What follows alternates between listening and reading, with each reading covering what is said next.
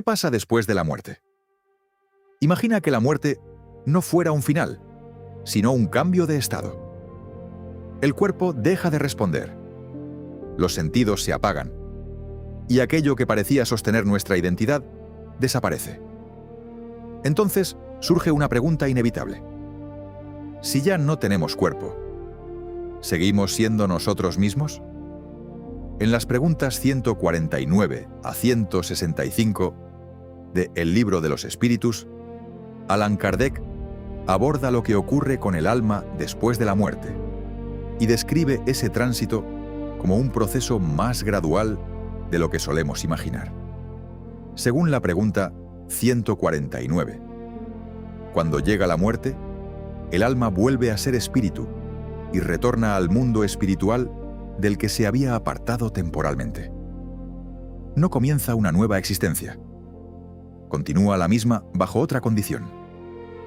Pero, ¿conservamos nuestra identidad? Las preguntas 150 a 152 son claras.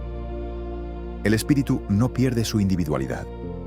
Ya no posee el cuerpo material, pero conserva el periespíritu, envoltura semimaterial que mantiene la apariencia de su última encarnación.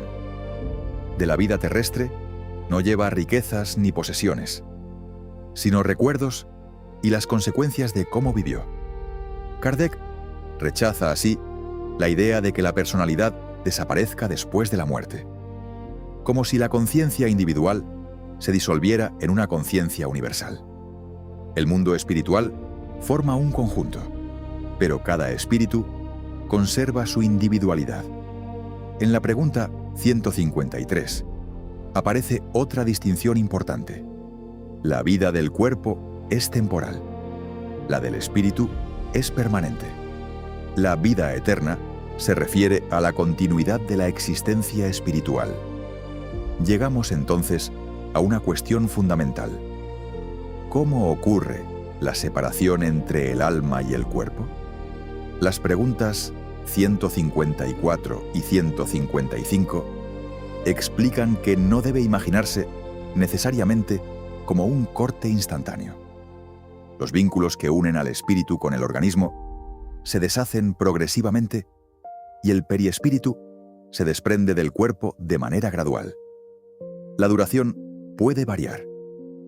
Según Kardec, cuanto mayor ha sido la identificación con la vida material, mayor puede ser la dificultad del desprendimiento. En cambio, pensamientos elevados y desarrollo moral pueden favorecer una separación más rápida. La pregunta 156 añade un detalle sorprendente. Durante la agonía, el alma puede comenzar a desprenderse antes de que toda la actividad orgánica haya terminado. En la pregunta 157, el espíritu puede empezar a percibir el estado al que está regresando mientras los últimos vínculos con el cuerpo se deshacen. En la pregunta 158, Kardec acepta la metamorfosis de la oruga como una imagen limitada de esa transformación, pero advierte que no debe tomarse literalmente. ¿Y qué siente el espíritu cuando reconoce su nueva condición? Según la pregunta 159, depende de cómo haya vivido. Quien actuó conscientemente contra el bien puede sentir vergüenza ante sus actos. Para el justo, en cambio, la experiencia puede representar alivio. La pregunta 160 afirma que el espíritu puede reencontrarse con seres que conoció y amó durante la vida terrestre. Algunos pueden recibirlo y ayudarlo durante su transición al mundo espiritual, pero no todas las muertes producen el mismo desprendimiento. En las preguntas 161 y 162, Kardec analiza las muertes violentas. En esos casos, los vínculos entre el periespíritu y el cuerpo pueden permanecer algún tiempo, haciendo que el desprendimiento completo sea menos inmediato. Y aquí llegamos a uno de los conceptos más importantes del capítulo: la perturbación espiritual. La pregunta 163, explica que el espíritu no siempre comprende inmediatamente su nueva situación.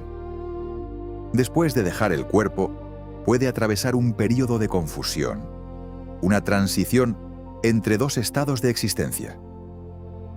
En la pregunta 164, descubrimos que esa perturbación no tiene la misma duración para todos. Puede ser breve para quien ya se encontraba moralmente desprendido de la materia y prolongarse en quien permanecía profundamente identificado con la existencia corporal. Finalmente, la pregunta 165 señala que comprender previamente la realidad espiritual puede ayudar al espíritu a reconocer su nueva condición. Sin embargo, Kardec hace una precisión fundamental. Más importante que el conocimiento teórico es la práctica del bien y una conciencia tranquila. Así, para el Libro de los Espíritus, la muerte no borra nuestra identidad. Es una transición en la que cada espíritu conserva su conciencia, su individualidad y las consecuencias de su trayectoria. Pero si el espíritu continúa existiendo después de la muerte, surge una cuestión aún más profunda. ¿Permaneceremos en el mundo espiritual o volveremos a vivir en un nuevo cuerpo? En el próximo episodio, entraremos en uno de los pilares fundamentales de la doctrina espírita: la reencarnación. ¿Por qué necesitamos volver a la vida corporal? ¿Qué sentido tienen nuestras diferentes existencias? Eso es lo que descubriremos en el próximo episodio.